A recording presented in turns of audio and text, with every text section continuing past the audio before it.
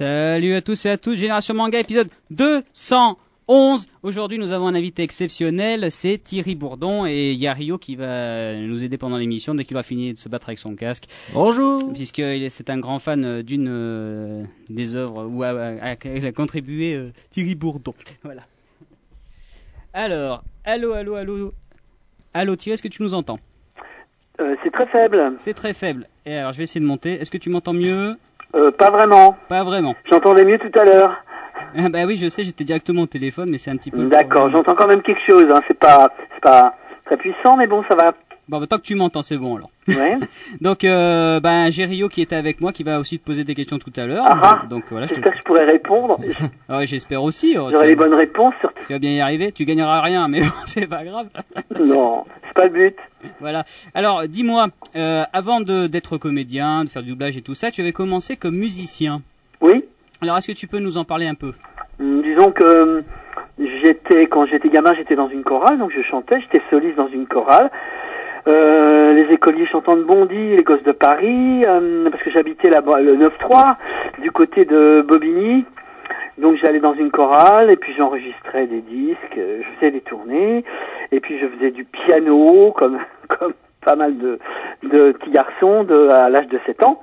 Et puis ensuite j'ai fait pas mal de musique effectivement, et puis en même temps j'ai commencé à tourner pour la télévision, pour un peu pour le cinéma aussi, et j'ai un peu joué au théâtre, voilà. D'accord. Et est-ce que ça se trouve les disques sur lesquels il y a ta voix en vinyle Si on va sur le site, je pense des gosses de Paris, enfin des petits écoliers chantants de Bondy, ils s'appellent les gosses de Paris aussi. J'avais enregistré un disque à Supermarché qui était très célèbre à l'époque, qui s'appelait Du soleil pour tout le monde. D'accord. C'était une chanson de Jean Dréjac et ça avait très très bien marché. C'est un gros succès. J'ai même été interviewé par Denise Glaser, des gens incroyables qui m'invitaient à l'époque, voilà, il y a longtemps. Ah bah c'est très intéressant ça, il faut absolument qu'on essaie de se procurer. J'entends très très peu. Je disais que c'était très intéressant et qu'on va essayer de trouver ça. Oui, c'est un truc dont je parle jamais en général. Voilà. Ah, c'est une exclusivité pour nous, c'est bien. Voilà, c'est une exclusivité. Ouais. Donc, tu as commencé à 14 ans à faire des dramatiques. Oui, je suis allé à l'école c'est-à-dire que j'ai quitté mon collège là dans le 9-3. Je suis allé à l'école du spectacle à Paris, rue du Cardinal Lemoine. C'est une école spécialisée pour les enfants du spectacle. Où on a un mi-temps, c'est-à-dire qu'on a cours une demi-journée, puis le reste du temps, et c'est pour les activités artistiques, pour les petits comédiens ou pour les gens de l'Opéra de Paris, les musiciens également, voilà. Salut Thierry, Rio, je t'ai pas dit bonjour tout à l'heure. Oui. Donc je suis assez fan d'une de tes voix. Donc moi là je voudrais reprendre, tu me dis une demi-journée, donc c'est une demi-journée donc à la semaine, non, à la journée, c'est à la journée, donc c'est une demi-journée en fait de travail. On va dire proprement dit au niveau des cours et après de pratique, ou c'est c'est-à-dire c'était c'est une scolarisation, disons que c'est une scolarisation normale, sauf qu'au lieu de faire 9h 17h ou je sais plus 8h30 17h, on faisait 13h 17h quoi. Ah oui, d'accord. Et donc on avait la matinée, on avait le matin à vrai dire. C'est pas plus mal, c'est vrai que ça fait c'est pour ça que je te pose la question, parce que de nos jours maintenant on prime toujours sur le théorique, que le pratique on laisse un peu de côté. Moi j'ai vu ça avec le sport surtout, et c'est vrai que c'est dommage que ça soit un peu perdu, parce que maintenant si tu veux faire comédien t'es obligé forcément de passer par les grandes écoles quoi, parce que les miracles n'existent plus trop maintenant. Et je trouve que c'est bien que tu révèles ça, parce que ça prouve que y a pas que des grandes écoles de comédie pour être comédien quoi. Je veux dire disons que c'était pour les études normales, hein, c'était pour le BEPC, ensuite après il y a le lycée Racine qui prenait le relais pour le bac. Donc les gens de l'Opéra de Paris, par exemple, ou du Conservatoire, ils étaient dans cette école-là. Moi, j'étais là parce que j'étais encore à scolariser jusqu'à 14 ans, 15 ans, j'étais dans cette école-là. Donc ça me permettait de prendre mes cours de musique le matin, et puis on avait des facilités aussi pour tourner si on avait des contrats. Disons que c'était beaucoup plus souple que d'être dans une école normale. Enfin bon, c'était quand même un choix, je veux dire, parce que apparemment tu te voues au spectacle, tu te voues au spectacle depuis le début. Bon, certes dans la musique peut-être au départ, maintenant plus dans la comédie. Mais bon, je veux dire, c'était pas parce que c'était la seule école du quartier, quoi, non? Tout ça, c'est pareil.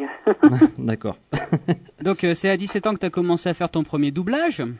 Oui, vers 17 ans, oui, je travaillais pour la Sophie. J'avais fait un téléfilm qui s'appelle Deux enfants en Afrique, je crois. C'est passé, bon, évidemment, il y a très longtemps. Puis j'ai commencé à faire avec eux pas mal de mangas, c'est là que j'ai commencé La Petite Maison dans la Prairie. Voilà, toutes ces séries que beaucoup de gens connaissent. Et j'ai commencé, j'avais commencé un peu plus tôt parce que j'avais commencé à vrai dire vers 15 ans. Vers mes 15 ans, j'ai commencé le doublage. Mais j'avais tourné avant. Parce que j'ai commencé à tourner j'ai calculé, vers 68. En 68, j'ai commencé à tourner. Les premières dramatiques. C'est pas dramatique, hein? Oh non. Et donc, justement, tu as fait beaucoup de mangas. Donc, le tout premier sur lequel tu as œuvré, ça devait être Candy? Je pense que c'était pas Candy. Je pense que c'était plutôt La Bataille des Planètes ou Albator. Ah, plus Albator, en fait. Je pense que c'est plus ancien. Candy, c'est arrivé, je pense, un peu après, avec Amélie Morin, que j'ai connu, qui arrivait d'ailleurs du Canada. Oui. Et on a travaillé longtemps là-dessus, mais je pense que c'était après, il me semble.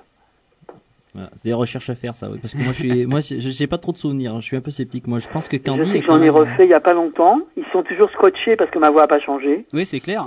Ils sont scotchés là, vraiment.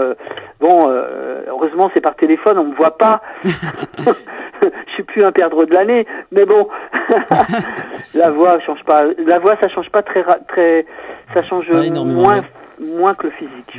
Moi là-dessus, justement, excuse-moi Arc, je te coupe, j'allais te faire une remarque, enfin une petite remarque. Oui. C'est que j'ai eu l'occasion de te voir sur en faisant des recherches sur internet, parce que moi je connais ta voix au travers de Théo dans Théo la bête de Victoire. Ouais. Après, c'est vrai qu'il y a tout ce qui est les Albert dans La Petite Maison d'Après, mais moi je m'attache surtout à Théo. Moi, si je te compare à Théo, point barre, c'est comme ça. Oui, Théo, la bête de la Victoire, c'est ça. Voilà, oui. Et ça, déjà, il faut savoir que t'as eu. Moi, je pense que par rapport à certains, t'as eu la chance de doubler sur une série qui est complète, qui est très bonne, parce que moi, je suis assez féru. C'est vrai qu'on a eu que 100 sur les 101 épisodes en France, mais déjà, c'est un travail qui est complet. Le doublage est de qualité. Même, parce que de nos jours on trouve plus de doublage comme forcément D'ailleurs, est-ce que tu te rappelles qui était directeur de plateau sur Théo la bête de la Victoire? Alors à l'époque je me souviens pas vraiment. Par contre je sais qu'on en a refait et je crois que c'est Brigitte Lecordier qui avait refait les derniers. D'accord. Oui, parce qu'on fait souvent re-appel à toi, donc quand il y a des nouveautés, des nouveaux films, des nouveaux épisodes, des nouveaux trucs comme ça. Et justement à l'époque les 3 derniers Albator n'avaient pas été doublés. Oui. Et apparemment, ils n'ont pas su que c'était toi qui avais fait Ramis à l'époque. Alors, ça c'est une drôle d'histoire parce que j'ai connu la personne qui a fait cette série d'Albator. C'est un monsieur qui a une très grande voix du doublage, qui a fait beaucoup de commentaires, qui s'appelle Pierre Loret. Et Pierre Loret, je l'ai rencontré des années après, et quand il a su que j'étais vivant, non seulement que j'étais vivant, mais que j'aurais pu enregistrer, il était très très très étonné parce qu'il savait pas, lui, il a mis quelqu'un d'autre sur ces épisodes-là parce qu'il savait pas que c'était moi, ou alors il pensait peut-être que j'avais disparu de la circulation, je sais pas, mais je l'ai connu plus tard, et d'ailleurs c'est quelqu'un à qui je m'entendais très bien, qui m'a fait pas mal bosser, et à l'époque malheureusement on se connaissait pas. Voilà, c'est pas plus compliqué que ça. Ouais, mais après tu t'es rattrapé puisque tu as doublé dans tous les nouveaux trucs d'Albator qui se sont faits par la suite. C'est-à-dire qu'il y a eu, il en restait, apparemment il en restait, et ils me les ont confiés, oui, ils m'ont demandé effectivement d'en refaire, et j'étais vraiment très content. J'ai accueilli la nouvelle avec beaucoup de plaisir, j'étais vraiment ravi, parce que moi j'aimais bien faire ça. Oui, parce que en fait, ce qu'on t'a fait doubler, c'est des aventures qui ont été faites récemment. C'est des nouveaux dessins animés qui ont été faits récemment. Récemment là? Oui, t'as fait une série de 13 épisodes, Endless Odyssey par exemple, où justement tu réincarnais le même personnage, là pour le coup, pour une fois. Ouais. Et c'était un truc récent, des années 2000, qui venait juste d'être fait au Japon. Et ils ont fait le doublage déjà? Oui, t'es dessus. T'en rappelles pas? Ah, je suis dessus. Oui. Ah oui, donc ça a été fait à Paris. Chez Schinkel. Oui, exact. Voilà. Tout à fait. Je pense que vous avez la référence. Oui, j'en ai refait effectivement. Comme j'ai eu vent d'une suite ou une suite, ou je sais pas, quelque chose qui existe par rapport à Candy également. Oui, il existe un film. Mais par contre, j'ai aucune information et je sais pas qui va le doubler. Je sais pas grand chose. Je vais te dire, moi en fait, c'est un film qui a été fait en 92. Ouais. Mais qui ne dure que 30 minutes et où ton personnage n'apparaît pas, enfin Terry Granchester que tu doublais, parce que ça ne résume en fait que le tout début de l'histoire, donc quand Terry n'était pas encore arrivé. Ah, d'accord. Donc cela dit, ça n'empêche pas qu'on veut bien t'avoir dessus quand même, hein. Ça n'empêche pas, hein. Mais moi, je sais pas, bon, c'est ce qu'on m'avait dit. Moi, je n'étais pas plus informé que ça. De toute façon, moi, c'est vrai que je fais pas beaucoup de recherches pour savoir tout ça.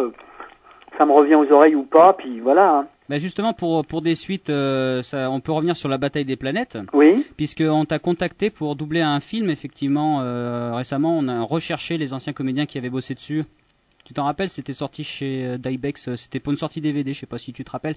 Ouais. C'était avec Jackie Berger aussi, donc ils avaient repris, pareil, de la même façon. Et je sais pas si tu es au courant, mais il va y avoir un film live qui va sortir au cinéma de la bataille des planètes. Ah oui, d'accord. Donc ça pourrait peut-être être sympa que l'acteur qui incarne c'est-à-dire que si les gens vous contactent et dites-leur que je suis pas mort, oui, que je suis encore vivant. On est là pour le dire. Ma voix a pas vraiment beaucoup changé. Ouais. Mais là, je suis sur une série qui marche bien, je crois, dans une société qui s'appelle One Tech.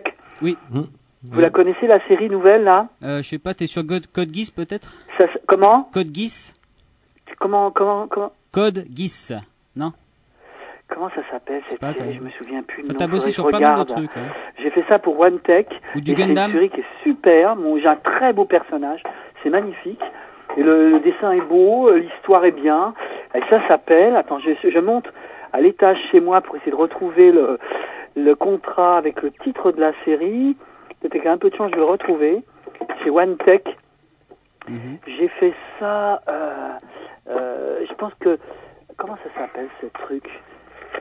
Alors, ça doit être... En 2009, j'ai fait ça. One Tech. Ça va aller vite, hein. Je vais essayer de le retrouver assez c'est rapidement. du direct, hein. Pour vous donner le titre. Au mois de novembre, j'en ai refait One Tech, voilà. Et ça s'appelle... alors, j'ai pas mes lunettes, bien sûr. Ça fait pas jeune, par contre. Ça, c'est vrai. Ça fait pas jeune. J'ai besoin de lunettes pour lire. Vaut mieux. Je les ai pas, évidemment, sous la main. Donc, alors... je vais redescendre avec le truc. Vous avez une petite minute? Ah on est là pour ça. Hein. Voilà, alors One Tech, ça doit être marqué, parce qu'en général sur les contrats, ils marquent le titre de l'œuvre. Le titre, alors voilà, mes lunettes doivent être en bas. Que je sais pas où j'ai pensé à Théo, moi. Ça va, j'ai retrouvé le papier. T'es dedans. Je vais vous dire ça dans 2 secondes. Mais ça marche bien, paraît-il. Alors ça s'appelle, parce que je me souviens plus du titre. Ça non plus, ça fait pas jeune. Bourdon-Thierry, non, c'est pas ça. Non, ça c'est Dubbing. Ça c'est la série, parce que en ce moment j'étais sur une série qui passe sur la 6, qui s'appelle Le rêve de Diana. Je sais pas si vous connaissez ça. Oui. Alors moi je peux en parler. C'est une série allemande. J'ai une petite amie qui le regarde, moi. Donc, Qui le regarde? Enfin, oui, c'est ma petite amie. J'ai une petite amie qui est au travail ce soir, qui n'est pas là. Alors, le titre c'est Code Geass. C'est exactement ce que je te disais. Code Geass. Oui, mais j'entends très mal. Hein. Je vous entends pratiquement pas. Je dois hurler parce que je vous entends pratiquement pas. Voilà, c'est ça. C'est Code Geass. Oui, Code Geass. Oui, c'est un truc. Et on n'a pas terminé parce qu'on doit en refaire là d'ici le mois de février-mars. Ça, il devrait me rappeler parce qu'on doit en refaire d'autres. Et tu connais le nom de ton personnage? C'est le rôle principal, je sais pas comment il s'appelle. Le louche? Le louche, oui, c'est le louche. Le louche. Tu doubles le louche parce que moi je les ai vus en VO. Ouais, c'est le louche, je double un homme, il s'appelle le rouge. Attends, son nom c'est... Ah, attends que je te dise, est-ce qu'ils l'ont marqué? Je vois pas le papier, attends, le papier... Voilà, attends, je vais te dire s'il le marque dessus. Code Geass, nanana. Alors... Je fais ça avec un garçon qui s'appelle Bruno Meyer, je sais pas si vous le connaissez. Le nom ne me parle pas, mais peut-être que la voix voilà, c'est ça, la voix de Lelouch. D'accord, voilà. Donc tu es le héros principal de la série, en effet. Ouais, mais c'est bien, hein, c'est vraiment bien. Bah oui, bien sûr. Bah moi, perso, je te dis, je les ai vus mais en version originale. Ouais. Moi, surtout que bon, au début, je te dirais que moi, j'aime pas trop quand tout le monde vient décrier quelque chose en disant c'est excellent, il faut regarder, il y a que ça qui compte. Au début, j'étais vachement repoussé.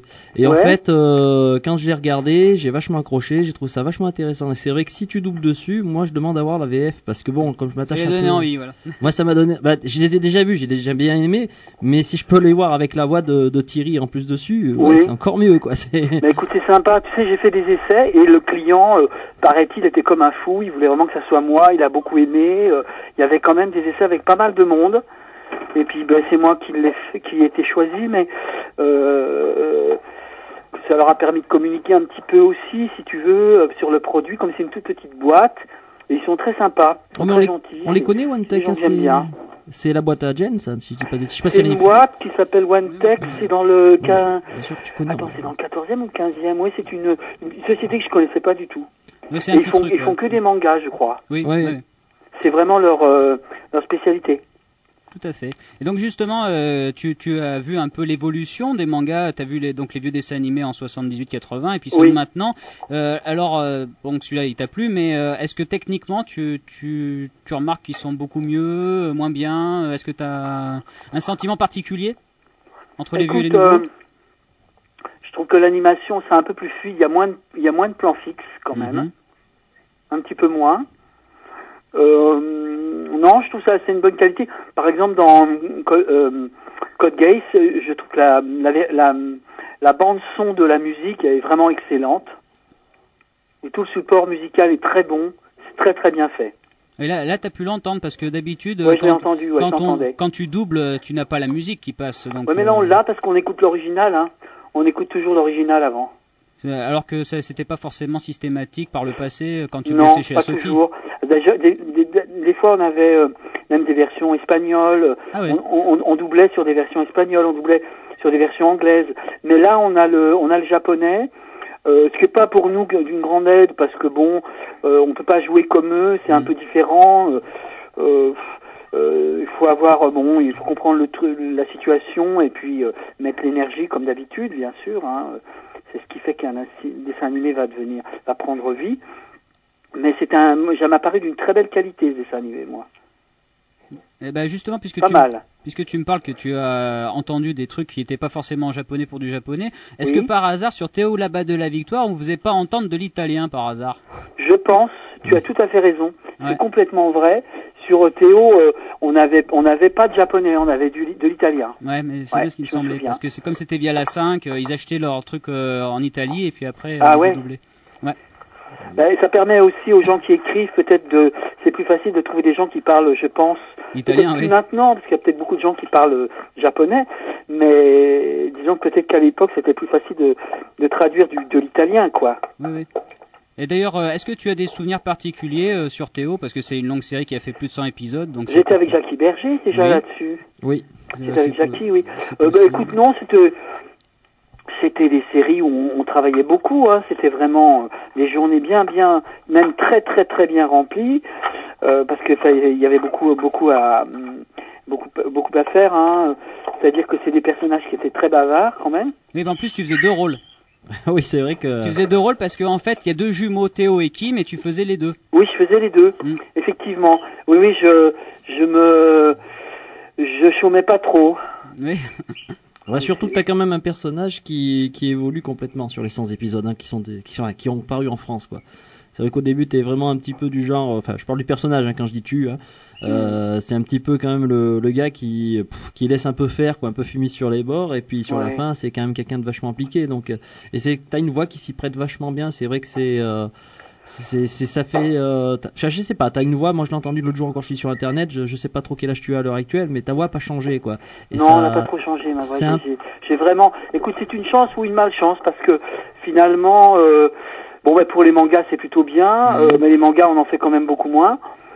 Et en général, les gens me donnent pas des gens de mon âge parce que ma voix est quand même très légère.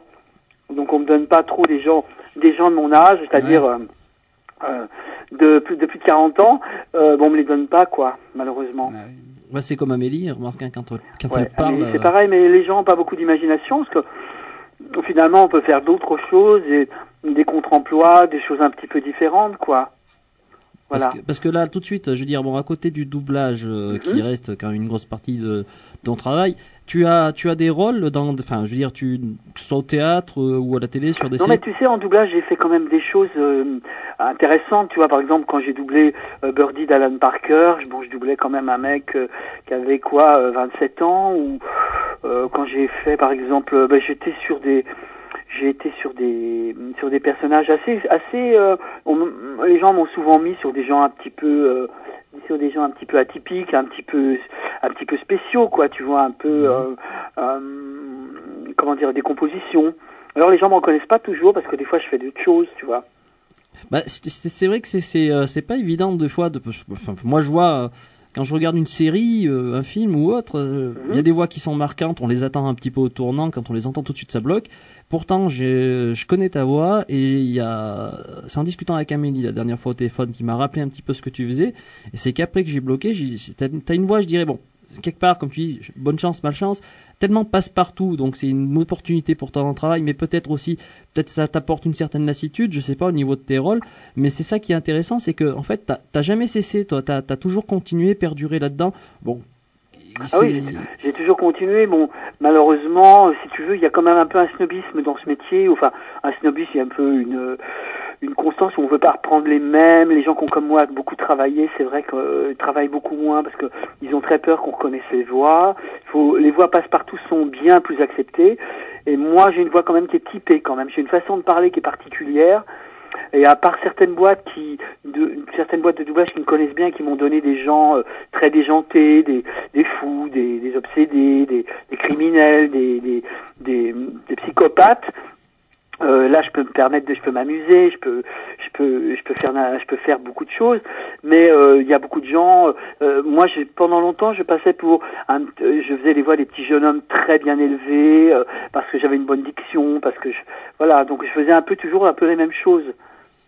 Mais comme j'ai pris de l'âge, je me lâche plus, donc on me demande de faire des choses un peu plus dingues. Voilà. Et il y a un truc que ça j'aime bien. Il y a un truc aussi que t'aimes bien faire, mais que t'as pas eu beaucoup l'occasion, c'est de faire des doublages chantés. Ah oui, j'en ai fait avec Claude Lombard. J'en ai fait Claude Lombard, qui est la choriste de Charles Aznavour, oui. Avec qui je m'entends très bien. M'en a demandé, j'en ai fait. D'ailleurs, j'avais travaillé avec Katia Aznavour.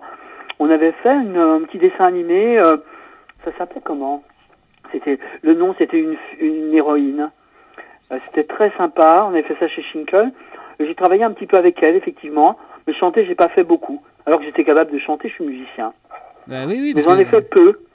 Bon, c'est pas ma spécialité. J'ai pas une voix extraordinaire, mais bon, je suis capable de lire une partition puis de chanter quand même. T'as travaillé, tu connais Claude Lombard. C'est quand même un grand nom du monde du générique. J'ai travaillé sur un truc formidable qui est jamais passé en France. En tout cas, sur les chaînes. Peut-être sur les chaînes hertziennes, je sais pas. J'avais enregistré pendant un an avec comment il s'appelle ?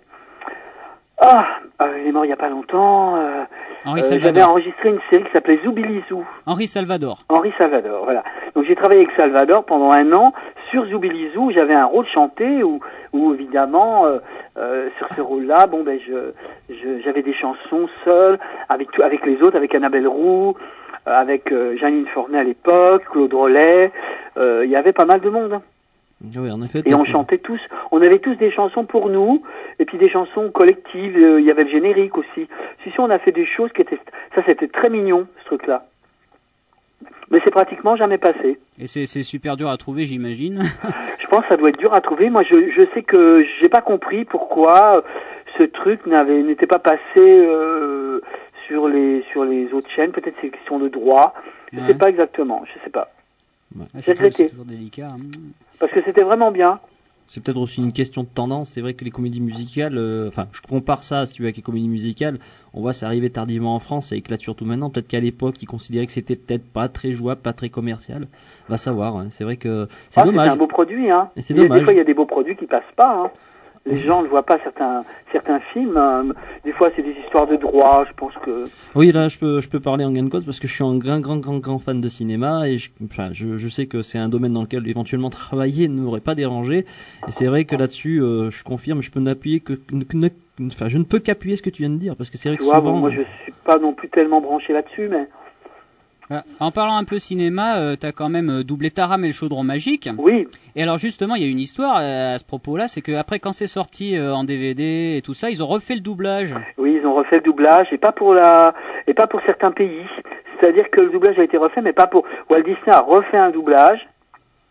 Mais ce doublage-là, le doublage que nous on a fait, le premier, ils l'ont conservé au Canada. Ouais. Ils l'ont conservé dans certains pays, mais pas dans d'autres. En France, je crois qu'ils l'ont changé. Oui, ils l'ont changé, oui. aux grandes dames du public, parce que les gens se sont beaucoup plaints. Oui, ça c'est clair. Moi, j'ai eu beaucoup de gens qui m'ont dit, lorsque j'allais, par exemple, j'étais invité dans une convention, j'ai toujours eu la question, mais on comprend pas pourquoi. Nous, on a adoré Taram dans notre enfance quand on l'a vu avec votre voix, et on a changé la voix. Bon, moi, je l'ai pas entendu la nouvelle version, je peux rien en dire, mais bon, je vois pas pourquoi ils l'ont refaite cette version, parce que je pense qu'elle était pas mal. C'est peut-être aussi une histoire de 5.1, des trucs comme ça, techniques, non? Je sais pas. Mais en tout cas, en tout cas, ils n'ont pas du tout cherché à te contacter pour redoubler. En tout cas. Non, pas du tout. Ouais. Et sinon, donc à l'époque, quand tu as doublé, est-ce que le fait de doubler un Disney, c'est particulier, ça a droit à un traitement de faveur, c'est peut-être mieux fait, mieux surveillé, non? Mais j'en ai doublé plusieurs. Hein. J'avais doublé un Bernard et Bianca. Où j'avais pas le rôle principal, hein. Je faisais un petit lézard, je sais plus dans lequel, parce qu'il y en a eu plusieurs, je pense. Oui. J'avais fait ça, et puis il y avait aussi un film formidable, ça s'appelait Ose. J'étais sur Ose, c'était la grande époque où il y avait Jacqueline Porel, c'était elle qui avait dirigé, et c'était vraiment super. Ose, c'est vraiment un très beau film. Non, on a plus de temps.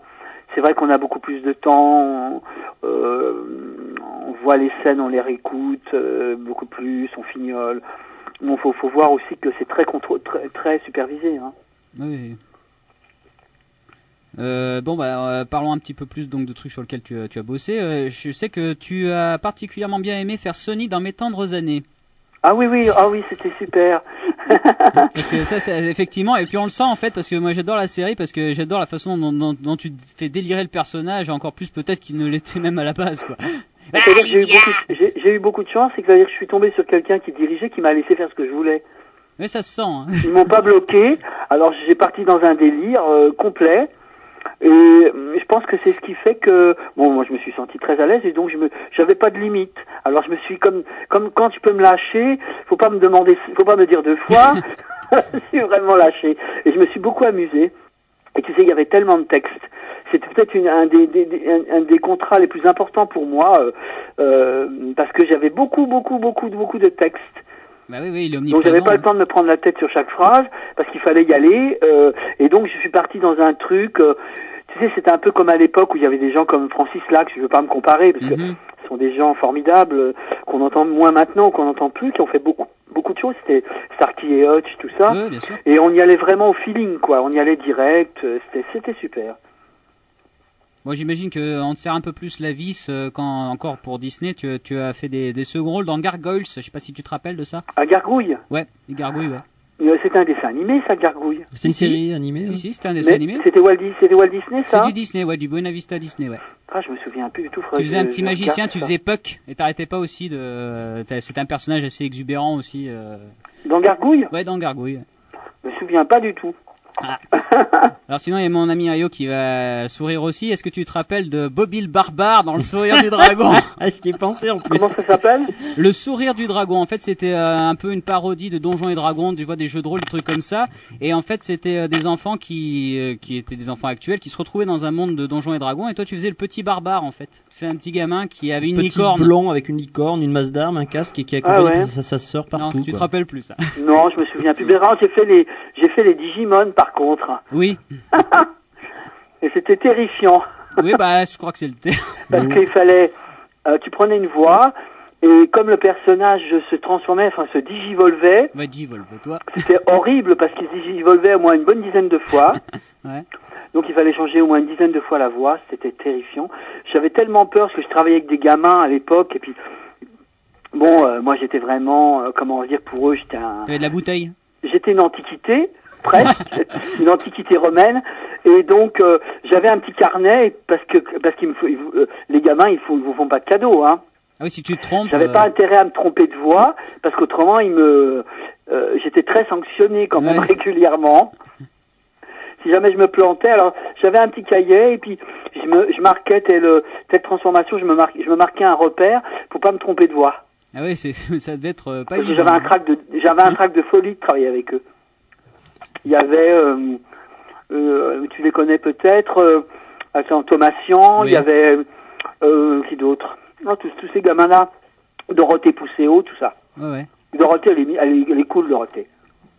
Mais il y avait les autres, là, Donald Renew, Ouais. tout ça. D'accord. Tu vois. Donc moi, je faisais un peu vétéran.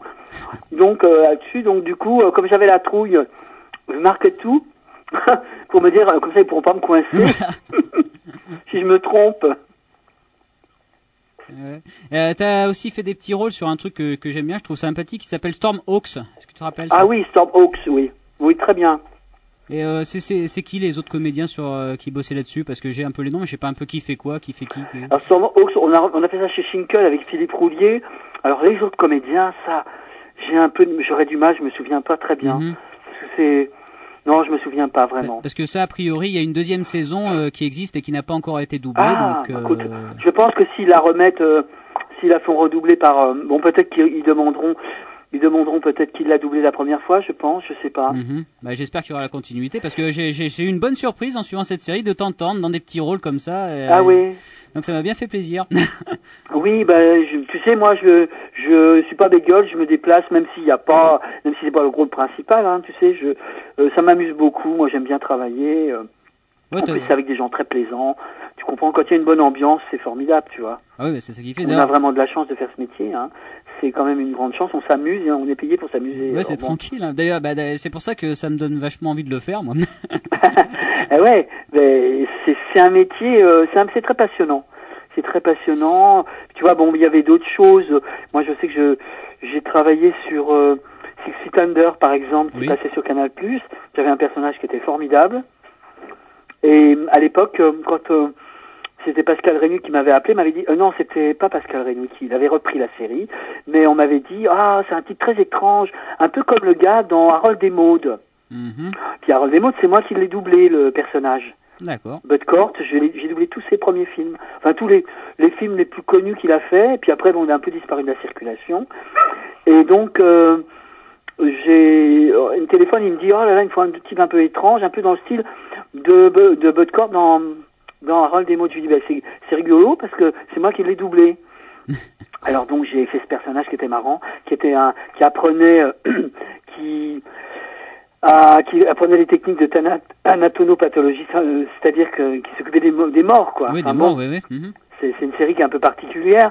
Donc c'était amusant de faire ça, c'était vraiment très sympa, ou d'autres séries comme ça, bon, de temps en temps, me demander des trucs comme ça. J'aime bien. T'as d'autres acteurs que t'as suivis vocalement Ben, écoute, ou pas trop? Que j'ai doublé.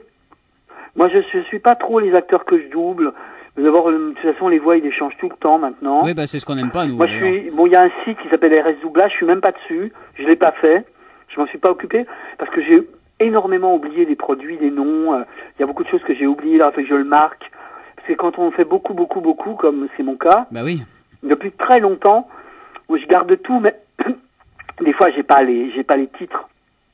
Et nous, des fois, on a les titres anglais, on n'a pas les titres français. Oui, le truc en VO. Et puis bon, mais donc j'arrive à retrouver des choses, j'arrive à me souvenir de certains trucs, mais je pense que vous m'en apprendriez beaucoup plus sur moi que moi dont je me souviens, hein, parce que franchement... Est-ce que tu connais le site Planète Jeunesse? Planète Jeunesse? Ouais, parce que c'est un site donc justement qui a des fiches sur tous les dessins animés. Oui. Et donc qui répertorie les comédiens qui ont doublé dessus. Et puis tu as ta petite fiche avec la liste de tout ce que tu as fait, qui est très impressionnante effectivement. Les délits que tu as commis. Voilà, tous les délits. On sait, on a des fiches. Ça s'appelle comment? Planète Jeunesse? Planète Jeunesse. Si tu tapes ça sur le net. Ouais, je regarde. Faudrait que je le consulte pour vérifier. Pour vérifier des choses, parce que bon, c'est vrai que des fois on me demande c'est sûr que s'il y a une suite d'un truc, bon, c'est toujours sympa de continuer un produit, hein. En parlant de suite, justement, est-ce que tu te rappelles de Jeanne et Serge? Oui, très bien. Parce que tu as fait Serge là-dedans. Oui. Et ben, il y a une nouvelle série qui a été faite là. Ah. Donc voilà, donc tu es informé. Bah, écoute, c'est vachement gentil, mais tu sais, je sais pas s'ils me contacteront, hein. C'est toujours pareil, les gens, parce que moi je suis encore quand même pas mal sur les plateaux, les gens savent que je suis pas mort, oui. C'est déjà pas mal. Parce qu'il y a tellement de gens qui ne travaillent plus, ou qui ont arrêté, ou qui sont décédés tout simplement. Oui, hein. oui. Dans les gens âgés, il y avait quand même pas mal de gens qui n'étaient pas tout jeunes à l'époque. Hein. Bah d'ailleurs, sur Arnold et Willy par exemple, on a perdu Philippe Dumas. On a perdu Philippe Dumas, oui. C'était une merveille d'homme et de comédien. Ouais, c'est quelqu'un que j'aurais beaucoup aimé interviewer. C'était une merveille. Je pense à lui il n'y a pas longtemps parce qu'il était d'une telle gentillesse et c'est un tel talent et d'une grande simplicité. Il nous faisait énormément rire sur le plateau. C'était quelqu'un qui vraiment très drôle, quelqu'un de très amusant, beaucoup d'humour, beaucoup d'esprit et vraiment. Il nous manque beaucoup. Oui, c'est clair. Et puis quand il doublait quelque chose, il y avait toujours ce petit qui plaçait dès que le comédien était plus face caméra. Je trouvais ça.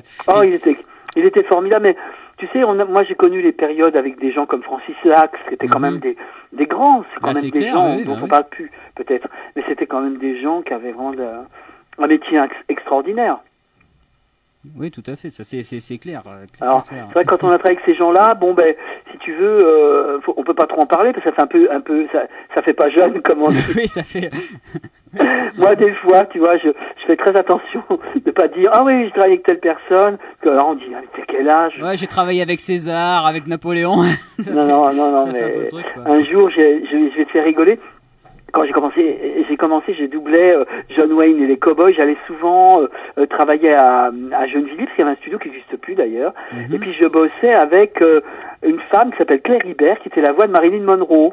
D'accord. C'est la voix de Marilyn Monroe. Et Claire Ibert, c'est une femme qui a beaucoup de classe, qui est une très bonne comédienne, qui doublait tous les films avec Marilyn Monroe. Et puis donc un jour je la retrouve sur un plateau et puis je lui parle et je lui dis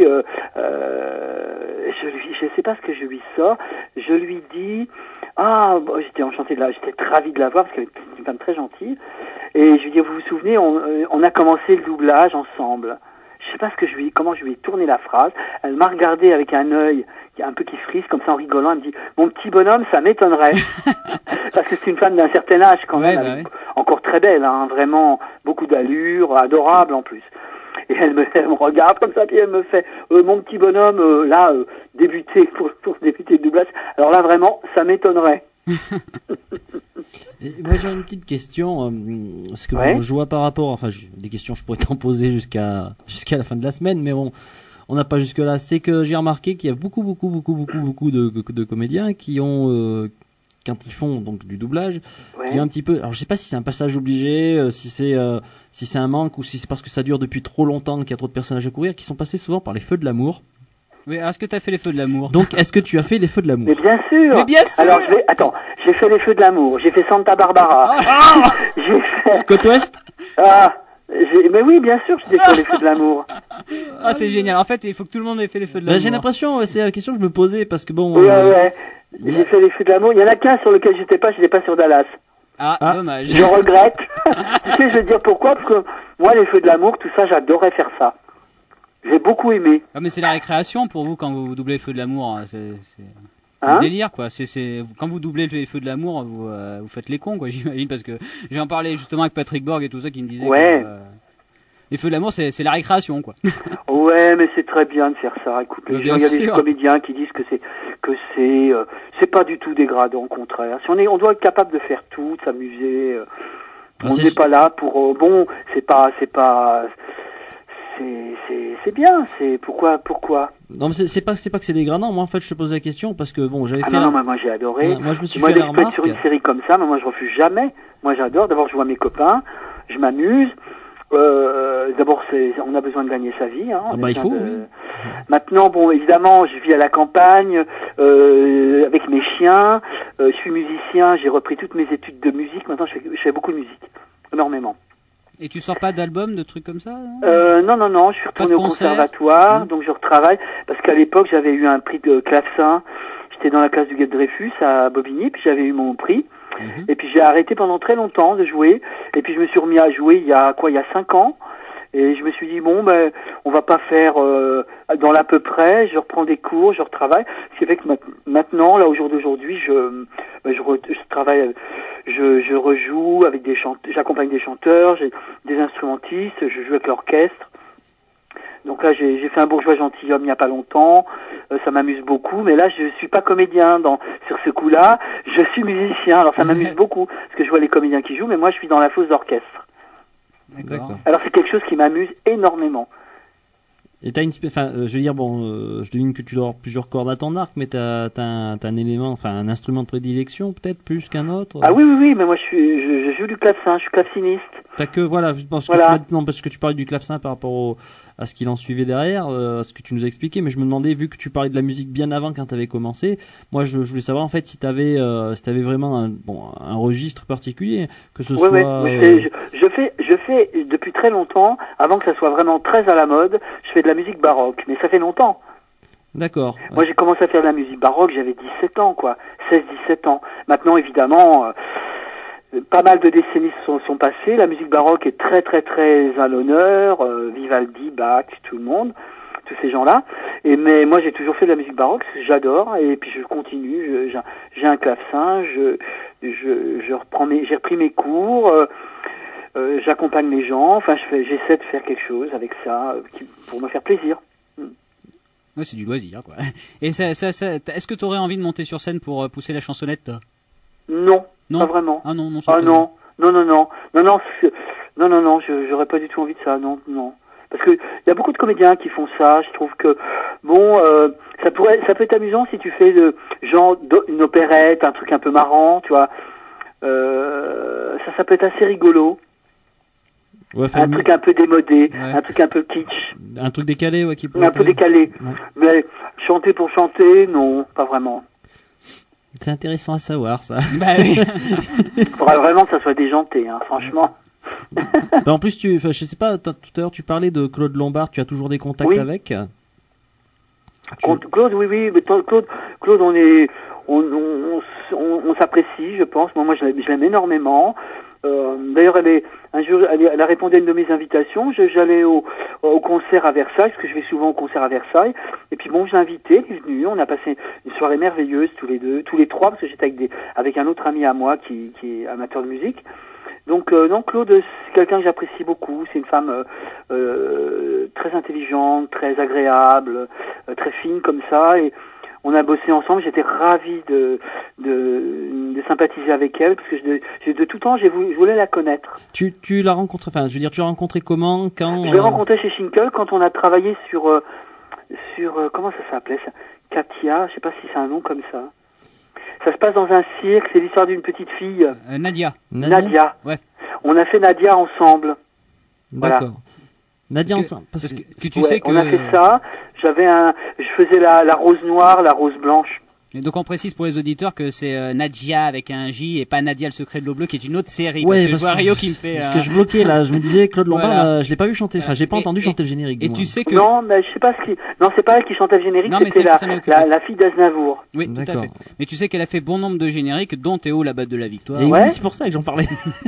Donc voilà. Et oui, c'est sur la série qui m'a permis de connaître ta voix en fait, c'est aussi un générique chanté par Claude Lombard. Ah, c'est peut-être pour ça que Claude, elle me connaissait avant. Oui, c'est pour ça que je te posais la question. J'en sais rien, peut-être pas non plus. Parce que je me demandais si c'était sur ce travail-là, sur cette série-là. Non, parce que nous, on se voit pas quand les génériques sont faits, on se rencontre pas. Ça n'a pas de rapport. Non, ça n'a pas de rapport. Par contre, Claude, elle a dirigé les doublages, et donc c'était un vrai bonheur de travailler avec elle. C'est une femme très agréable, qui a beaucoup de talent.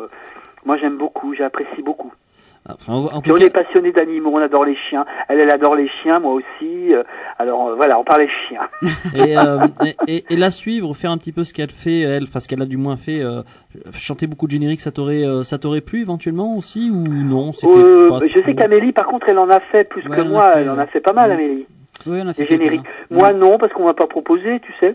Mais si on t'avait proposé, t'aurais été partant? Oh oui, ça m'aurait bien plu. C'est amusant, c'est bien, c'est très bien. Non, j'ai pas eu beaucoup.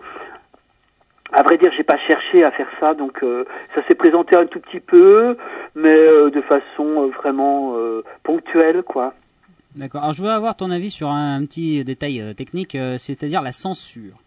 Pardon ? La censure. Parce que, en fait, quand tu as bossé sur la bataille des planètes, savais-tu que le dessin animé, donc il est japonais, mais il avait été trafiqué par les Américains qui avaient enlevé des scènes, qui avaient coupé tout ce qui était un peu violent d'après eux, tout comme ça, et que en l'occurrence, ton personnage donc de Thierry avait été très édulcoré par rapport à ce qu'il était en version originale. En japonais, oui.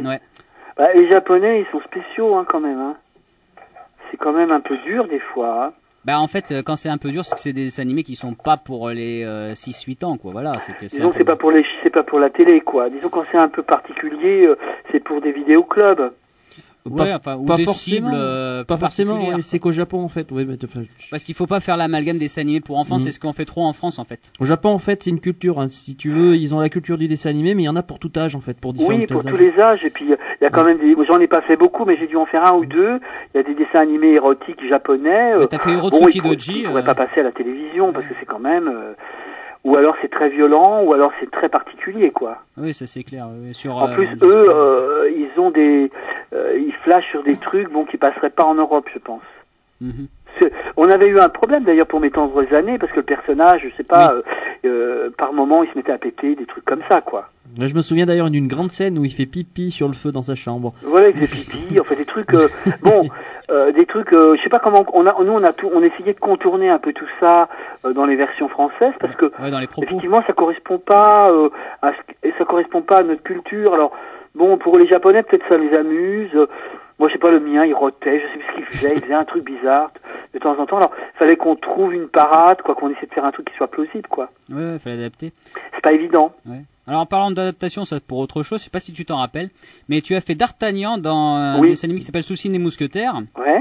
Et donc, est-ce que tu te rappelles, tu sais, il y avait des entorses, on va dire, au Il y avait roman. Kérilène, il y avait Anne Kérilène dessus. Oui, tout à fait. Je me rappelle les gens il y avait un garçon qui s'appelait Bazin, il y avait Kérilène, il y avait qui d'autre? Oh, il y avait pas mal de gens, des gens dès qu'ils sont encore là, dès qu'ils sont plus là. C'est bien, moi j'aimais bien. C'est une bonne série d'ailleurs. Ouais, c'est sympa, on aime bien nous. C'était très sympa. Alors, on en a tellement fait. Moi, il faudrait que j'aille voir ce site-là pour me rafraîchir un peu la mémoire. Planète Jeunesse. Ouais, Planète Jeunesse. T'as aussi fait un petit peu de Dragon Ball Z. T'as fait C17. Oui, Dragon Ball, on en a fait, oui, effectivement. Ouais, voilà, ouais. T'es aussi sur Tom Sawyer. Parce qu'on ne trouvait peut-être pas forcément, puisque tu faisais Ben, en fait, le petit potelet, là. Ouais. Tout à fait. Alors, les Tom Sawyer, il y en a tellement eu qui ont été faits. Il y a eu pas mal de moutures, hein, quand même. Je pense. Et puis... Oh, t'as aussi fait Dick le Rebelle, est-ce que tu te rappelles? C'était une série plutôt britannique, avec t'étais avec... Attends, je vais me noter ça, parce que ça, Dick le Rebelle. Dick le Rebelle, tu faisais Feu Follet comme personnage. Dick le Rebelle. Oui, mais ça, c'était un film. C'était une série live, oui. Oui, mais c'était en live. Mais c'était en live, oui. Ah oui, je faisais Feu Follet. Feu Follet, voilà, tout à fait. C'est dans quelle année, ça? Donc t'étais avec Patrick Paturel dans les années 80, 82, un truc comme ça. Ah oui, en 82, ouais. Faudrait que je retrouve ça. C'est sorti en DVD pour ton information. Ouais, je retrouve ça pour mes droits, parce que souvent, il y a plein de trucs que je peux pas déclarer, parce que je m'en souviens pas. Ah bah demande-moi, je vais te dire. Ouais, je trouve quelqu'un qui soit intéressé au pourcentage, je lui dis voilà, tu me retrouves pas mal de choses que j'ai totalement oubliées, que je peux pas déclarer parce que j'ai oublié. Donc comme c'est de l'argent qui dort, hein. Ah bah ouais. Non, voilà. Il n'y a pas de petites économies. Bah écoute, tu demandes à mon pote Arachné qui s'occupe donc de ce site Planète Jeunesse et lui il te dira tout ce que t'as fait. Hein, ah bah écoute, c'est vraiment gentil. Il faudra me mettre en contact avec lui, qu'il m'appelle ou qu'il me donne son numéro. Mais bien sûr, mais on te dira tout ça. De toute façon, je te dis, va déjà voir sur ta fiche. Là, déjà, il y a beaucoup de trucs. Hein. Faut que j'aille sur quoi, sur Planète Jeunesse. Oui, ça déjà, je vais regarder. Je vais regarder parce que, bon, bah tu sais, ça, c'est sûr qu'il faut... il y a tellement de titres. C'est sûr. T'avais aussi fait un dessin animé de long métrage de la Toei sur Aladdin. Oui. Tu avais fait le personnage. Oui, mais c'est très vieux. Ah oui, c'est vieux. Bah, je te rafraîchis la mémoire. Je te dis tout ce que je sais. Ça, c'est des dessins animés que j'ai jamais déclarés pour les droits parce que ils ont dû passer, mais je m'en souviens pas. Donc oui, il y a peut-être Aladdin, je sais pas. Faudrait que je lui demande, faudrait que je regarde. Ouais. Puis donc sur les 10 Oscars, comme je t'avais déjà dit, que tu te rappelles plus trop. Oui, les 10 Oscars. T'avais fait Alain, voilà. T'avais fait Ricky ou la Belle Vie aussi. T'as bossé sur Ricky ou la Belle Vie. Comment ça s'appelle? Ricky ou la Belle Vie. Silver Spoon en VO. Ah oui, c'est Silver Spoon. Comment ça s'appelle en français? Ricky ou la Belle Vie. Ah oui, c'était Ricky. C'était avec Ricky Schroeder. Voilà. Et ça, c'était Jackie Berger qui le doublait. Oui, voilà. Mais ça, c'est une série américaine, ça. Voilà aussi, voilà. Ouais, ça, c'est une série américaine. Et sur Arnold et Willy, ôte-moi d'un doute, parce que ça fait longtemps que je les ai pas vus. Mais je crois que t'étais pas là au départ. Au départ, tu faisais pas Willy, c'était Fabrice Josso. Voilà, c'était Fabrice Josso. Non, c'était Fabrice Josso. Voilà. Et Fabrice Josso, en ce moment, je travaille avec lui, je l'adore, c'est un mec formidable. Je travaille avec lui sur Le Rêve de Diana, on travaillait ensemble. Ah bah c'est super ça aussi. Ouais. Bah tu pourras lui demander s'il est d'accord pour passer l'interview avec moi aussi parce faudrait que ça m'intéresse. J'essaie de le joindre, je sais pas si j'ai je dois avoir son téléphone. Faudrait que j'essaie de l'appeler et puis que je vous mette en contact. Bah oui, ça serait sympa. Hein? Bah sinon, alors, donc à part de faire de la musique, ton actualité en ce moment, on peut te voir quelque part. Donc t'entendre quelque part, il y a une série que tu fais. Bon, mais j'ai le reste de Diana qui passe, ouais. Où je double le rôle de Mike, qui est l'entraîneur de patinage artistique du groupe Steinkamp. C'est une série allemande, bon, c'est un soap qui passe vers 17h30, je crois, sur la 6, et il passe aussi sur une chaîne hertzienne. Il y a ça, et puis j'ai trois autres petites choses. Puis là, je vais faire un commentaire mercredi. Je vais commencer un commentaire. Je sais pas exactement ce que c'est. Je suis très content de faire ça. Ça me plaît bien. Et puis bon, non, là c'est un petit peu calme. On va attendre, on va voir ce qui va se passer. Ah bah, c'est l'inconnu. Voilà. À défaut, on peut entendre à l'heure actuelle encore notre ami Thierry tous les jours à partir de midi et demi, 1h sur la 6. Ah bon? Petite maison dans la prairie. Oui, alors, j'ai écouté l'autre jour et j'ai vu Albert qui est très jeune au début de la série. Et c'est pas moi qui le double. Ah non, c'est pas toi, non. Non, c'est une femme qui le double. Oui, et après, moi, je le double dès qu'il a 14 ans, 15 ans, c'est moi qui le double. Il a la même voix, si je dis pas de bêtises, alors tant que je me souvienne bien, je crois que c'est la même voix que Willy quand il est jeune. La même voix que Willy. Ouais, il me semble qu'il a cette voix un petit peu. Pas dire, j'ai pas écouté. Peut-être, mais alors j'ai pas reconnu, je sais pas qui c'est. Parce que je suis pas assidu, Maison de la. Tu sais qu'il y ça a aussi. pourrait être Marcel la jeunesse, ouais. Mais la pauvre Marcel, elle n'est plus. C'est clair. Ah oui, d'ailleurs, puisque tu me parles d'elle, ça me fait penser quelle époque, apparemment, t'aimais bien Goldorak. Oui. T'avais bien accroché sur Goldorak. Et pour la petite histoire, t'avais fait un épisode de Goldorak. Oui, j'en ai fait. Oui. Oh, vraiment, ça remonte à tellement loin. Ah, je comprends que ça fait un moment. Alors ça fait pas jeune, hein. Oui. Ça, c'est tout. Il vaut mieux ne pas dire devant les jeunes, parce que là, tu passes pour un dinosaure. Là, c'est vraiment la guerre du feu, là. Non, mais tu sais, parce qu'après, moi, quand j'ai travaillé avec tous les jeunes là qui sont là actuellement, qui seront vus un jour ou qui auront fait beaucoup de doublage et qui seront des références, c'est vrai que ça fait drôle, mais moi, ça m'amuse parce que moi, je suis autour de la cinquantaine, on va dire, mais je me sens pas du tout comme ça, tu vois, je trouve que je suis très gamin, quoi, finalement. Je sais pas, les gens ne donnent pas mon âge, je sais pas, peut-être qu'ils sont gentils avec moi, c'est peut-être, mais on sent jamais l'âge qu'on a, à vrai dire. On est toujours la même personne à l'intérieur. Mais bien sûr. Et puis il faut pas oublier, faut rester toujours en contact avec l'enfant qu'il y a à l'intérieur, surtout dans un métier comme ça. Hein. Voilà, un métier aussi peu sérieux. Et tu sens que le métier a changé depuis toutes ces années? Il y a plein de gens que je connais pas, il y a plein de gens nouveaux, il y a beaucoup de gens nouveaux, hein, il y a beaucoup de voix nouvelles, tant mieux, hein. Tant mieux. Moi, je trouve ça très bien. Moi, je suis pas du tout nostalgique, mais alors pas du tout, parce que j'estime que je suis arrivé dans ce métier au moment où il y avait beaucoup de travail, j'ai beaucoup travaillé, j'ai travaillé avec des gens formidables, des gens extrêmement sympas, marrants, c'était une belle aventure, hein, franchement, je regrette pas du tout. Puis moi, j'ai choisi le doublage au bout d'un moment, parce qu'au début, je tournais pas mal, hein, je tournais avec Christian Barbier, Corinne Marchand, j'ai travaillé pour le cinéma aussi. J'ai fait pas mal de feuilletons, de dramatiques, à la grande époque du dramatique de la télé. Et donc à un moment donné, je faisais beaucoup plus de musique que je jouais, et donc j'ai décidé, pour pouvoir continuer de faire de la musique, de faire du doublage. Ouais, pour être plus libre, quoi. Voilà. Pour être plus libre, donc je faisais du doublage, ça m'empêchait pas de faire de la musique la journée, de passer mes concours, voilà, donc ça a toujours été, j'aime énormément la musique, donc ça me permettait ça me libérait de pas mal de contraintes qui sont là quand on tourne, par exemple, ou quand on joue au théâtre, par exemple.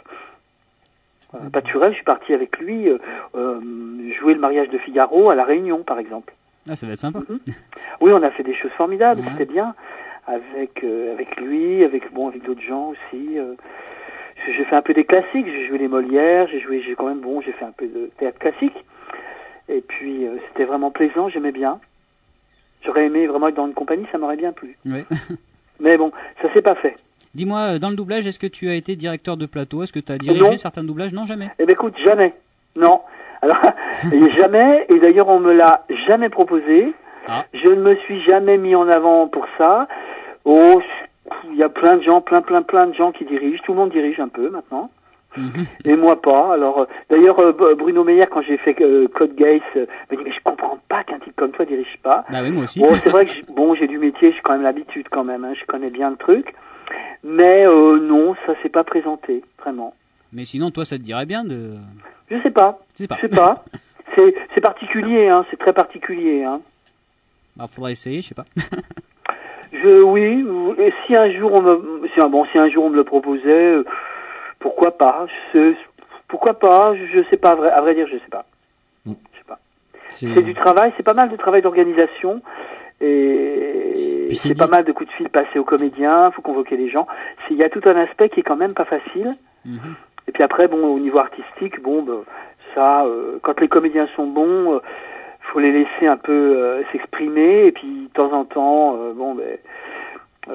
intervenir, mais pas tant que ça finalement.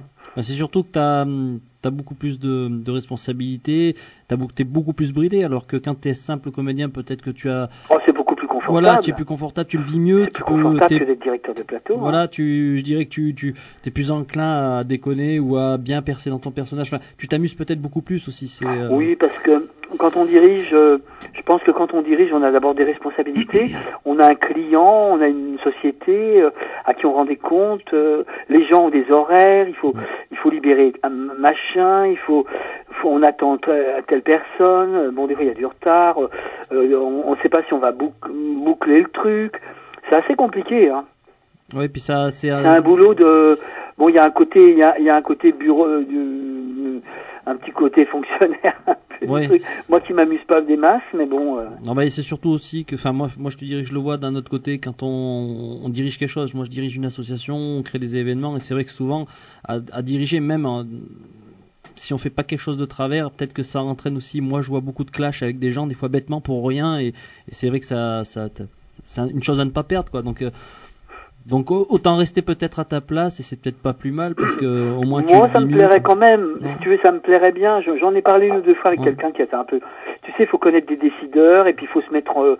Les gens qui dirigent, c'est souvent des gens qui te demandent, hein, qui postulent, qui disent voilà, moi j'aimerais bien diriger. Moi j'en connais qui vraiment rêvaient de ça. Bon, moi je suis pas trop dans le pouvoir. Faut être un peu dans le pouvoir quand même. Je vais s'il y a des gens qui écoutent ça, ils seront peut-être pas contents. Tu n'es pas assez proche du roi, et pourtant tu joues du clavecin. Comment ? Tu n'es pas assez proche du roi, et pourtant tu joues du clavecin. clavecin. Je suis pas assez proche du roi, c'est exactement ça. D'accord, donc c'est à peu près ça. Mais c'est parce que je suis le roi. Non, c'est très prétentieux. Non, pas du tout. Non, mais moi, j'en fais pas un point d'honneur du tout. Ça m'arrangerait bien, parce que des fois, quand t'as pas de travail, le fait de distribuer ou de diriger, ça t'apporte du travail. Voilà. Oui. Ça c'est clair. Mais ça te met un peu à l'abri, si je puis dire. Bon, on va pas tarder à rendre l'antenne, parce que malheureusement, l'heure rappelez-moi que je vous mette en contact avec Fabrice. Ouais, tout à fait. Que je puisse vous rappeler. Et puis moi, je te mettrai en contact avec Arachne. Je ne suis pas sûr. Donc voilà, c'était très gentil, ça m'a fait plaisir Bon, j'espère que j'ai pas trop déliré. Non, c'était non, parfait. Mais je suis tout sauf sérieux, alors bon. Ah bah nous non plus, hein, malgré mon grand âge. Par contre, moi je me permets, je prendrai bien ton contact après hors ligne, vite fait. Ouais, d'accord, pas de problème. Pour te proposer des petites choses, et puis pourquoi pas se rencontrer. J'aimerais vraiment te rencontrer, quoi. Ouais, écoute, moi je suis sur Paris, très régulièrement. J'habite plus à Paris, j'habite un peu en dehors, j'habite en Normandie. Mais je suis pas loin de Paris, je suis à 80 km, donc j'y vais très régulièrement, quoi. Oula, ouais, même moi je me déplace bien, facilement en voiture, hop. Eh ben écoute, sans problème alors. Voilà. D'ailleurs, une dernière question, quand tu es allé à la Japan Expo et que tu as pu voir tes fans entre guillemets, voilà, qu'est-ce que tu penses de la Japan Expo, ce que tu en as vu, quel est ton ressenti? Ah, j'ai adoré, et je vais te dire un truc. Pendant des années, pour moi, c'était vraiment important. Ça m'a beaucoup touché et j'ai beaucoup aimé pour une raison très simple. C'est qu'à l'époque où on doublait la bataille des planètes, qu'on doublait Albator, Goldorak, tout ça, on était très méprisés par les autres comédiens qui nous sous-estimaient, qui disaient qu'on faisait des japonaiseries. Ouais. On n'était pas du tout considérés, hein. C'est pas comme au Japon où les gens qui font ce que nous faisons sont des vedettes, hein. C'est des gens qui sont énormes, qu'on apprécie. Donc si tu veux, quand je suis allé à la Japan Expo et que je me suis rendu compte de l'impact que ça avait, ça m'a fait plaisir, tu vois, parce que je me suis dit bon, finalement, tout ce qu'on a fait, c'est pas honteux ce que j'ai fait. Ouais, t'as la reconnaissance du public. Oui, parce que nous, on n'a pas de reconnaissance, on est devant notre micro, on travaille, on rentre chez nous, voilà. Et là, c'était vraiment, les gens, pour eux, ça représentait quelque chose. Et donc, on avait un peu l'impression, c'est un peu un retour pour nous. Parce qu'à l'époque, t'avais pas du tout vent des succès de Goldorak, Candy, Albatros, non, tout ça. Non, je savais rien. Et tu l'as découvert quand sur le net Même pas, même pas. Quand j'ai découvert ça quand on m'a invité. Et d'ailleurs, je suis retourné à Strasbourg. On m'a invité à une convention. On m'a invité à une comment on appelle ça d'ailleurs, c'est une convention, non aussi? Ouais, on m'a invité à Japan Addict peut-être. À Strasbourg pour ça, et là c'est pareil, j'ai retrouvé des gens qui m'avaient vu sur d'autres séries. Donc j'avais une autre série que je faisais chez Stemmer qui était pas mal, et les gens avaient des cartes, je me rappelle, ils jouaient avec des jeux où il y avait mon personnage et tous les personnages de la série. Ah ouais. Comme Yu-Gi-Oh. Comment? Yu-Gi-Oh. Non, c'est pas ça, c'était une série, c'était en live, et c'était un truc de science-fiction, c'était Stargate, non, pas... Attends, une série live où t'as joué et qu'il y a des cartes Oui, c'était... il existe Stargate, on a fini il y a pas très longtemps, on a fini il y a 1 an, mon personnage est mort, c'est un truc de science-fiction. Galactica, non? Comment? Galactica, voilà. Ouais, je suis trop fort. Pardon, j'ai plus de souvenirs de tout ça. Donc c'est Galactica, exactement. Et quand je suis arrivé, il y a des gens qui m'ont dit « Ah, mais vous avez fait Galactica !» Et puis ils m'ont dit « Votre personnage, bon, alors il lui arrive ci... » Ah bon, je lui dis « Bah bon, je suis pas au courant. Ah bon, il lui arrive ça. Ah bon ?» Et puis alors, puis après, bon, il meurt. Bon, malheureusement, il meurt, malheureusement pour moi. Et puis voilà, je l'ai appris en allant là-bas. D'accord. On ne savait rien. Bah oui. C'est amusant. Et alors ils avaient des jeux, alors c'est très sympa, ils avaient des cartes avec les personnages de Galactica, donc j'ai signé ma carte sur laquelle il y avait mon personnage. Ouais, c'est cool. Bah je suis sûr que notre ami Rio voudrait que tu lui dédicaces une balle de baseball par rapport à Théo, la balle de la victoire. D'accord, il n'y a pas de problème. Moi j'ai même la tenue. En tout cas, moi je sais que je réponds toujours favorablement quand il m'invite, j'y vais toujours. Si je peux y aller, j'y vais, parce que je trouve ça qu'il y a une telle ambiance, ils sont tellement sympas. Bah écoute, on va t'inviter aussi. C'est un bonheur, hein, franchement, ça me fait plaisir. On va t'inviter aussi, ça te dirait bien de venir à Clermont-Ferrand? J'adore. Eh ben alors. Mais j'adore votre région, c'est génial. Eh ben alors tu vas venir, mon gars. Clermont-Ferrand, moi je sais que j'ai fait tous les volcans d'Auvergne, les machins, les trucs, je me trompe pas, c'est bien ça. Tout à fait, ouais. Mais j'adore, j'ai passé des vacances sublimes moi en Auvergne. Bon, tu t'amuserais pas tout de suite, hein, parce qu'il fait quand même des sacrées températures. Non, là par contre, l'été, printemps, oui, l'été, il fait un peu chaud. Mais j'aime, ouais, je connais, j'adore, c'est tellement beau. Bon on t'invite, hein, c'est dit, avec plaisir. On mettra ça au point et puis. Ouais, voilà, quoi. Je viendrai, hein. Okay. Vendu. Je viendrai, y a pas de souci. D'accord. Bah écoute, pour ce soir on va te laisser juste te demander un dernier truc que je demande à tous mes invités. Ouais. Alors c'est de dire la signature de l'émission. Alors est-ce que tu as un papier, un crayon peut-être pour le noter? Ouais. Parce que c'est pas évident à dire. Ah, attends. Oh, quand même. J'ai dû parler très fort parce que comme j'entends mal. Non, c'était nickel. Alors, c'est bon? Ouais. Génération manga. Attends. Alors, génération manga. C'est pas. Comment? C'est pas. C'est pas? Oui, ce n'est pas, donc c'est pas. Ouais, c'est pas. A. Snarf. Alors là, c'est S-N-A-R-F. S-N-A-R. S. Snarf. Snarf. F comme François. F. Un F. Ah oui, Snarf. Ouais. Nigo. Nigo, voilà. Comme un Nigo. Alors je t'explique, c'est en fait c'est un dessin animé qui s'appelle les Cosmocats. Ouais. Et dedans t'as une espèce de petit bestiole, une espèce de petit chat qui à chaque fin d'épisode dit c'est pas la Snarf Nigo. Et c'était Francis Lax qui le faisait, voilà. Donc Snarf Nigo. Voilà. Alors si tu peux nous faire ça. Je te le fais maintenant? Bah oui. Génération manga. C'est pas un Snarf Nigo. Ouais, merci. Tu en veux une autre? Ah bah oui, vas-y, je t'en prie. Génération manga. C'est pas un Snarf Nigo. Ouais, c'est génial. Et tu veux Sony? Ah bah non mais ça c'est délire, hein. Ah bah vas-y. Attention les oreilles. Génération manga. C'est pas un Snarf Nigo. C'est génial, merci. Moi j'aime bien. Bon, faudra trier, hein, faudra nettoyer tout ça. Oui. Ben, on va te laisser pour ce soir, puis merci, on se retrouve à Clermont. Vous êtes très sympa, ça m'a fait plaisir. J'espère que j'ai pas dit trop de bêtises. Voilà. Oh non, c'était nickel. Hein. Merci et à bientôt à Clermont alors. À bientôt, au revoir. À bientôt, Ciao. merci. Bonne soirée. Ah, c'est génial, hein.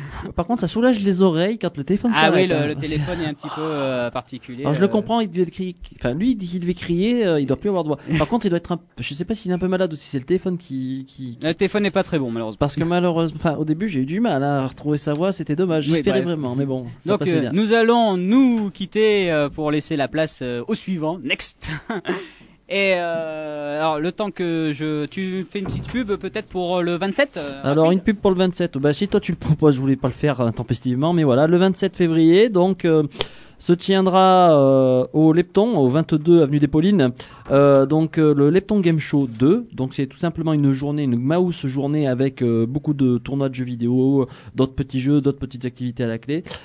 Ensuite, nous avons. Non mais vas-y vite, hein. Vas-y, parce que je sais pas, tu me fais tourner Ah, la main. c'était juste le temps que je lance le générique. D'accord, Alors, tu donc, dis ouais. juste que le 27. Donc voilà, y le a un 27 truc. février, on organise une grosse journée avec du jeu vidéo la journée Voilà. jusqu'à 20h et le soir de 20h à 1h du matin, une grosse nocturne avec ambiance Aux 3 manga, Monkeys. aux 3 Monkeys juste Voilà. en face du Lepton. Voilà, merci. On va y arriver, on va y arriver. Voilà.